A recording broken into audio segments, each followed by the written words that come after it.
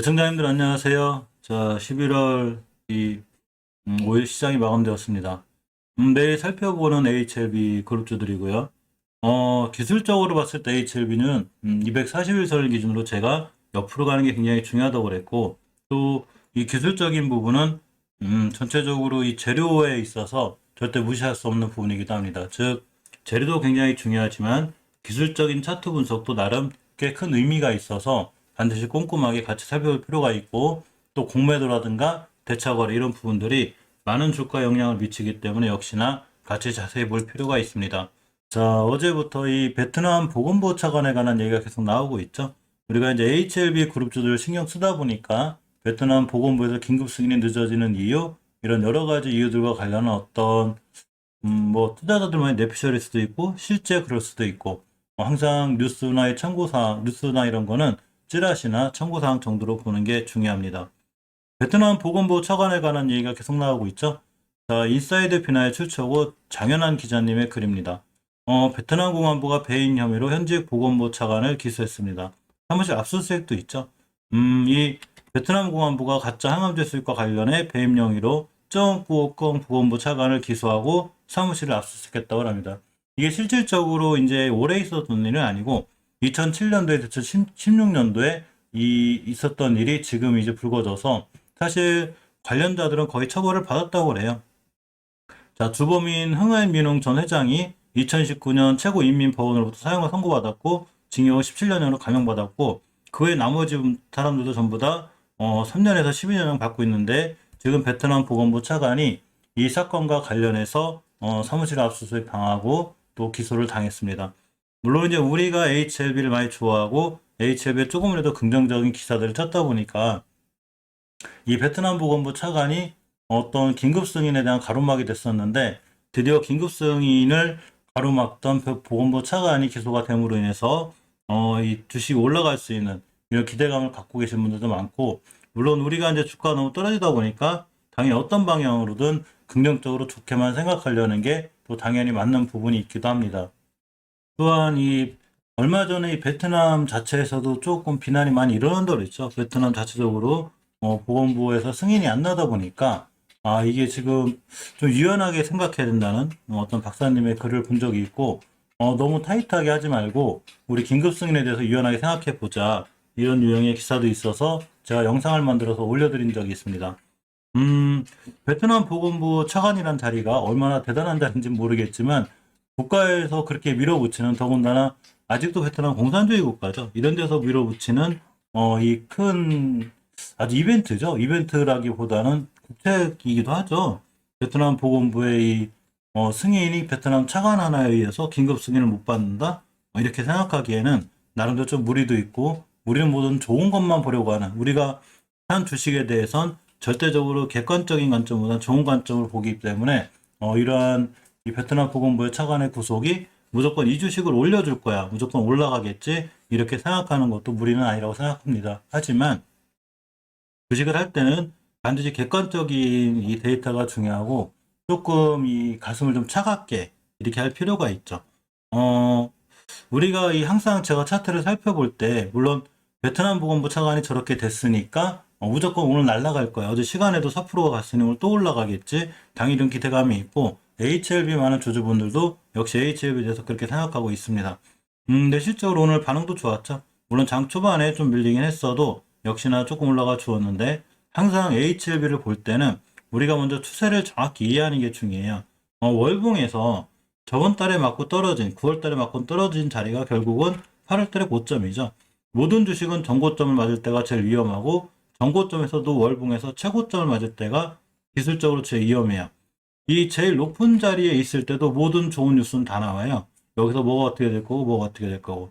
자, 쉽게 예를 들면, 진원생명과학을 보면, 뭐 진원생명이 떨어졌다 올라간다 이런 말씀을 드리는 게 아니라, 예전에 올라갔을 때 여기서도 좋은 뉴스는 다 나왔고, 여기서도 모든 좋은 뉴스는 다 나왔어요. 임상이 어땠고, 치료제가 어땠고, 뭐가 어땠고, 계좌는 55,000원에서 반토막이 났어도 역시 뭐는 어땠고, 뭐 진원생명 과학이 어땠고, 뭐가 어땠고, 좋은 것만 보려고 하죠. 객관적으로 정고점 맞고 떨어졌고 추세는 깨져 있는데 이런 얘기 한다는 거죠. HLB나 HLB 생명과학은 제가 아무리 몇 번 생각을 해봐도 예전에 이 횡보한 구간에 비해서 뭐 엄청나게 올라갔다거나 크게 올라간 부분이 없다는 얘기죠. 물론 일봉에서 봤을 때 이렇게 예전에 이 저점들에 비해서는 32,000원 하던 주식이 6만 원대를 넘어갔기 때문에 결국 100% 이상 올라온 건 맞아요. 하지만 6만 6천에 다시 3만 3, 4천 원이 됐기 때문에 역시나 뭐 그만큼 깊은 조정이 있던 것도 맞죠. 가장 우리가 추세를 이해해 줘야 되는 장기적인 추세에서 봤을 때 예전 전고점 맞고 떨어진 거죠. 결국은 이 8월 달에 고점을 9월 달에 못 뚫은 것뿐이고 항상 모든 주식은 전고점을 못 뚫으면 밀리죠. 조정이 들어왔고 조정이 들어왔을 때마다 중요하게 깨지 않아야 될 자리들 첫 번째 5주선, 두 번째 20선 또 깼죠. 이 자리 깨면 안 되니까 위험하다는 또 깼기 때문에 오늘 반등했어도 결국 다음 주에 20주선을 완벽하게 회복해 주지 못하면 제가 주식 옆으로 갈 수 있다고 그랬죠. 이거는 수급하고도 관련이 있어요. 이 주식을 매수하려는 세력이 더 많아진다면 당연히 주식은 올라가겠죠. 아주 간단해요. 주식은 사려는 사람이 많으면 당연히 올라가겠죠. 나누젠 나노코박스에 관련한 기사도 많이 올라왔지만 결국 지지부진하면서 무너졌고 기술적으로 보면 월봉에서 전고점 맞고 떨어졌죠. 하지만 예전에 매직 구간에 비해서 뭐 크게 올라간 게 없죠. 그리고 또 하나 떨어진다 하더라도 어차피 60개가 지고 잘 올라가기 때문에 중장기적으로 그렇게 무서워하거나 사실 그런 상황은 아니죠.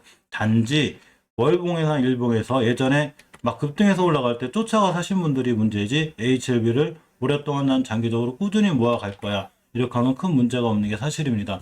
또 하나가 이제 좀 급한 거죠. 예를 들면 오랫동안 이제 이런 자리에서 물려시던 분들이 예를 들면 이 자리들이 보통 2020년도, 10년도, 2020년도 4월달, 2018년도 11월달 오랫동안 이제 물려 계신 분들이 그만 탈출하나 그래도 결국은 역시나 다시 이제 제자리에 와 있기 때문에 답답하신 면도 있는 게 사실입니다. 이거는 우리 HLB만 그린 게 아니고 대장주인 삼성전자도 마찬가지죠. 자, 삼성전자가 8만 원에서 9만 원, 10만 원을 간다고 할 때 막 10만 전자 갈 거야. 모든 뉴스, 기사, 호재, 종원 여기서 다 나오죠. 근데 결국은 항상 추세를 깨지 않아야 되는 강력한 5주기선을 깼죠. 이 5주기선을 깬다는 거는 장기적으로 추세가 깨진다는 얘기예요. 깼죠. 깨니까 여기서 갑자기 디레인 가격이 어떻고 뭐가 어떻고 나오죠. 그러니까 주식은 절대적으로 재료만큼 중요한 게 차트 분석인데 역시나 5개선 깼을 때는 그만큼 위험한 거죠. 그럼 지금 돌아 나가니까 반등 안에 디램 가격이 살아날까 이렇게 하고 있죠. 그렇지만 차트를 가만히 보면 중요하게 지켜줘야 될 월봉에서 20개월 선을 잘 지켜주고 올라가고 있습니다. 차트가 다는 아니죠. 그렇지만 추세를 이해하는데 가장 중요한 지표이기도 합니다. 저번 달에 이 HLB는 깨지 않아야 될 5개월 선을 깼고 20개월 선도 깼어요. 그렇기 때문에 이번 달에 20개월 선이 무조건 올려놔야 되는데 이걸 올려놓는 게 개인일 수도 있고 또 누군가는 외국인일 수도 있고 세력일 수도 있죠. 우리가 누군지는 모르죠. 그렇지만 수급이라는 게 아까 말씀드린 대로 간단해요. 매수하려는 세력이 더 많아야 주식은 올라갑니다. 이 장기적인 지표인 월봉에서 46,000원대가 20개월 선인데 지금 20개월 선각이 44,500원이에요. 돌파해주고 있고 주봉에서 봤을 때는 아직은 20주는 완벽히 못 해줬기 때문에 물론 이렇게 떨어져다가 V자로 딱 반등할 수 있는 이런 상황도 있어요. 점상점상 반등도 많으니까. 근데 대체적으로 우리가 많은 투자하신 분들이 합리적으로 생각해 봤을 때 반드시 옆으로 갈 수 있다는 거죠. 물론 20주도 회복하고 급등할 수도 있지만 여기서 또 사시는 분들도 있고 여기 사서 모르신 분들은 떨어지면 또 가겠죠. 영상에서 인기를 얻으려면 물론 지금부터 제가 항상 썸네일이나 뭐나 무조건 믿고 기다리세요. HLB는 무조건 올라갑니다. 보건보 차관이 구속됐으니까 장애물도 제거되고 이제 무조건 올라갈 거니까 믿고 기다리세요. 이렇게 하면 인기 좋아야지만 올라갈지 떨어질지 저도 몰라요. 그 누구도 몰라요. 이 친구 얼마까지 갈 수 있는 사람도 없고 보건보 차관이 기소가 됐으니까 무조건 급등한다고 확신하는 것도 무리가 있죠. 그래서 우리가 차트를 잘 보고 항상 수급을 챙겨보는데 일단은 어제 말씀드린 대로 기술적으로 241선을 이탈하지 않는 게 엄청 위험해요. 그래서 이탈하지 않았기 때문에 제가 얼마 전부터 이 자리를 잘 지켜주는 게 중요하다고 그랬죠. 그러고 5개월선, 5일선을 안 찾게 해주는 게 중요한데 21선이 가파르게 떨어졌다는 얘기는 그동안 주식이 20일 평균 가격으로 봤을 때 계속 떨어졌다는 얘기죠. 그러면 이 이격이 보인다는 건 무슨 의미냐면 주가가 드디어 어느 정도 떨어졌으니까 안정감을 찾는다는 얘기죠. 우리는 이 안정감을 찾는 과정을 바로 기간 조정이라고 그래요. 자, 이런 과거는 HLB에서 많이 볼 수 있는데 예전에 안 좋은 기사와 함께 HLB가 급락을 했죠. 그러면서 무상증자와 함께 예전 자리까지 갔습니다. 강력한 매물대를 맞고 떨어졌죠. 그러면서 바로 기간 조정이 들어갔죠. 자, 주가 우하 향하고 꽤 오랫동안 옆으로 갔죠. 물론 지금도 그렇다고 해서 옆으로 바로 갈지 V자로 갈지 우리는 몰라요. 나노젠, 나노코박스 관련해서 뭐 바로 뭐 올해를 상한가하고 상상 갈 수도 있죠. 난 모르니까. 그걸 미리 알 수 있는 방법은 없어요. 맞출 사람도 없고. 그렇지만 우리가 알 수 있는 건 이제 지금부터는 주식은 무조건 옆으로 가야 된다는 얘기예요. 즉, 이전 며칠 전에 저점인 41,000원부터 21선 기준으로 45,000원대까지 왔다 갔다 할 확률이 있어요. 또한 주식이 완벽하게 이 이격을 모이기 위해선 반드시 21선을 돌파해주고 안착하는 자리들이 필요해요. 21선 돌파 안착, 날라갔다 다시 조정, 이렇게 올라가겠죠. 이렇게 쭉 올라가면 좋겠지만 그건 누구도 모르는 거고, 예전에도 이런 과정을 많이 거쳤죠. 21선 돌파 안착, 왔다 갔다 빵 때린 거죠. 이렇게 될 확률이 굉장히 높답니다. 제 생각에는 물론 이제 이렇게 되지 않고 바로 날아갈 수도 있긴 하지만 어쨌거나 그건 누구도 모르는 상황이고, 주봉에서도 이렇게 이제 20주선을 돌파하는 노력이 필요하고 다시 횡보 옆으로 갔다 이렇게 가는 이런 상황이 생겨요. 이게 아무것도 아닌 것 같지만 주봉에서 봉하라가 한 주기 때문에 결국 이 공간이 한 달 정도는 돼요. 한 달이라는 얘기는 일봉에서 봤을 땐 이 정도 공간이 되죠. 그러니까 이만큼의 옆으로 가는 구간이 필요해 보이고, 물론 이제 이런 데서 물리신 분들 같은 경우에 또는 여기 사신 분들 같은 경우에는 굉장히 지루하고 HLB만 봐도 쉽게 말하면 욕나올 상황도 되겠죠. 그렇지만 결국은 항상 말씀드린 내가 주식을 어떻게 접근하냐는 문제죠. 나는 HLB를 장기 투자하기로 했었는데 월봉에서 이 고점에 샀을 때는 그러면 어느 정도 조금 비중 실어놓고 저점 때보다 모아가는 이런 전략이 좋아 보이는 거고, 나는 단기 단타로 나노젠 나노코박스 이슈 관련 잠깐 살 거야. 그랬으면 바로 손절하는 게 맞는 거죠. 근데 이제 나노젠 나노코 승인이 안 나니까 월봉 고점에 물리신들이 막 욕하고 그런다는 거는 물론 마음은 이해가 가요. 저도 그럴 때는 가끔 해서 욕도 합니다. 그러니까 그렇게 생각하기보다는 과연 내가 매수하고자 하는 위치가 월봉에서 정고점 같은 데 너무 높지 않았는지, 그러고 손절할 자리에서 손절을 못한 게 잘못한 건 아닌지가 꽤 중요합니다. 왜냐하면 이게 주식이라는 게 사실은 저도 신도 아니고 방송을 하고 있지만 저라고 해서 뭐 엄청난 뭐 슈퍼개미도 아니고, 제가 미래에서 와가지고 이 주식이 떨어지니 올라가니를 맞추는 사람이 아니기 때문에 뭐 썸네일 같은 데도 예를 들어서 뭐 HLB는 무조건 올라간다고 확신합니다, 뭐 확실해요, 이렇게는 말씀을 못 드리고, 단지 중장기적으로 봤을 때는 HLB는 꾸준히 60개선 기준으로 잘 우상향하고 있고, 만약에 다시 한번 이런 자리가 와서 돌아 나간다면 중요한 매수 타이밍이 되겠죠. 그렇지만 이런 월봉 고점에서 물렸을 때 단기 단타로 들어갈 때는 반드시 손절이 맞아요.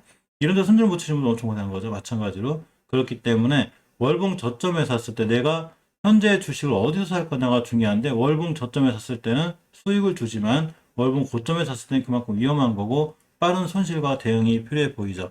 대체적으로 월봉 바닥에서 무너질 때는 속상하기는 해요. 그렇지만 시간을 맞고 기다리면 올라가지만 월봉 고점에서 물렸을 때 이 자리까지 가는데 엄청나게 오래 걸립니다. 그래서 현재 주가 H를 반드시 월봉에서 보고 챙겨주는 게 꼭 중요하고, 쉽게 예를 들면 뭐 다른 종목들하고 비교해서 좀 죄송하긴 하지만 아이진 같은 종목들이 사실은 월봉에서 제가 항상 조심하라고 그랬거든요.